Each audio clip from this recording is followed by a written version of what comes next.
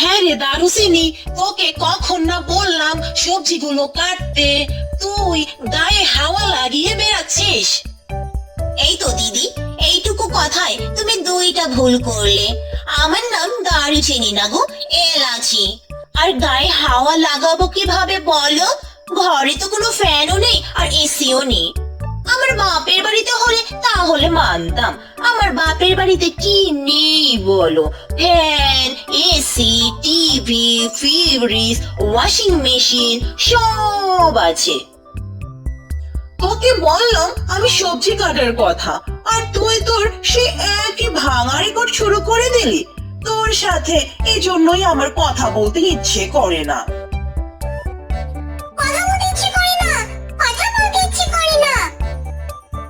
দেখ মিঠু, তুই দেখ আমার সাথে কেমন করে পায়ে পা দিয়ে ঝগড়া করছে।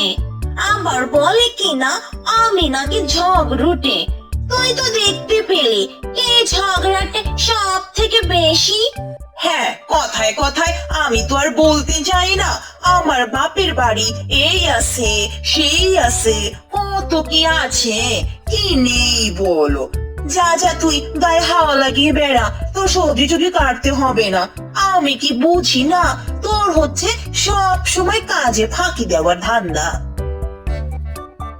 আরে দাদা, শুনছিস? দুই বউ আবার ঝগড়া শুরু করে দিয়েছে সকাল সকাল। রোজ রোজ এই ঝগড়া শুনতে আর ভালো লাগে না রে দাদা। কিছু একটা কর দাদা, কোনো একটা বুদ্ধি বের কর এই দুই বউয়ের ঝগড়া বন্ধ করার। হ্যাঁ রে জিতেন, তুই ঠিক কথাই বলছিস। এইসব আর মেনে নেওয়া যায় না। একটা না একটা উপায় বের করতেই হবে। তুইও ভাব আর আমিও ভাবি, দেখি কি করা যায়। দুই ভাইয়ের মধ্যে এই কথা হওয়ার পর দুজনে যে যার কাজে চলে গেল। ওদিকে দুই বউয়ের ঝগড়া চলছিল পুরো দমে। বিকেলের দিকে দুই ভাই কাজ থেকে ফিরে আসলো। কিছুক্ষণ পরে ছোট ভাই বড় ভাইয়ের ঘরে গেল। দাদা, পাইয়া গেছি একটা বুদ্ধি। এই বুদ্ধিতে কাজ হবেই, গ্যারান্টি। তাই কি বলিস?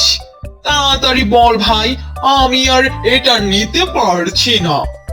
শোন দাদা, কালকে থেকে আমরাও ঝগড়া করব, সকাল থেকেই শুরু করব। এইসব তো কি বলছিস? আমরা শুধু শুধু ঝগড়া করতে যাবো কেন রে? আরে এটাই তো আসল ব্যাপার দাদা। আমরা কাল থেকে ঝগড়া করার অভিনয় করব।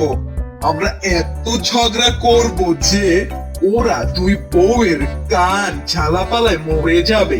এতদিন আমাদের যে অবস্থা হয়েছে বুঝছো, আমাদের ঝগড়ায় ওরা আর ঝগড়া করার চান্সই পাবে না।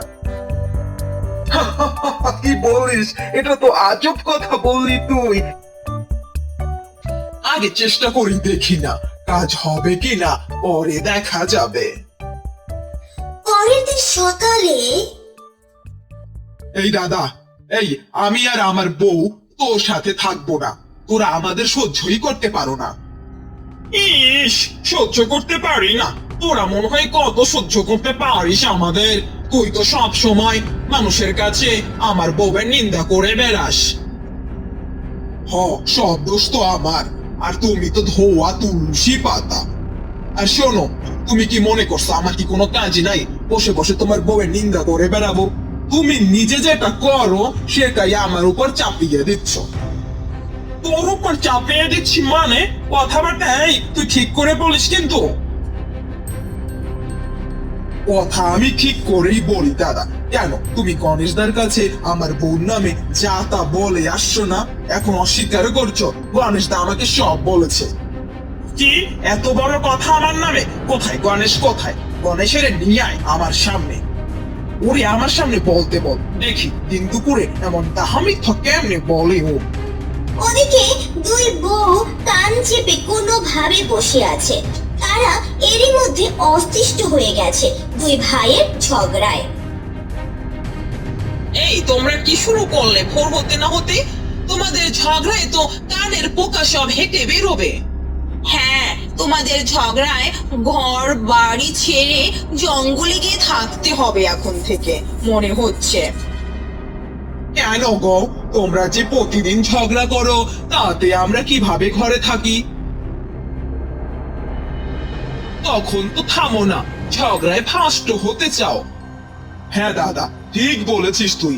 নিজেরা ঝগড়া করলে তো কোনো দোষ নাই, আমরা করলি যত দোষ। আচ্ছা বাবা, আচ্ছা আমরা কি করলে তোমরা থামবা? দয়া করে তোমরা একটু থামো, আর সহ্য হচ্ছে না।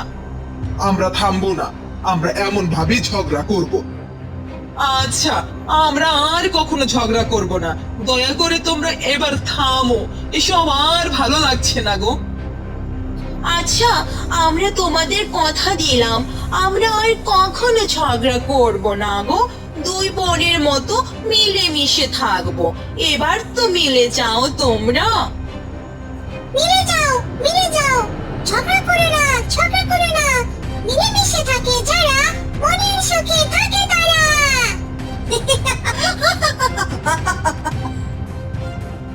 হ্যাঁ মিঠু, তুই একদম সত্যি কথা বলছিস। দেখছো, এই টিয়া পাখিটা যা বুঝতে পারছে, আমরা মানুষ হয়েও তা বুঝতে পারিনি। এখন থেকে আমরা সবাই মিলেমিশে থাকবো, কখনোই ঝগড়া করব না। কি বলো তোমরা সবাই? হ্যাঁ হ্যাঁ, সবাই মিলেমিশে থাকবো আমরা।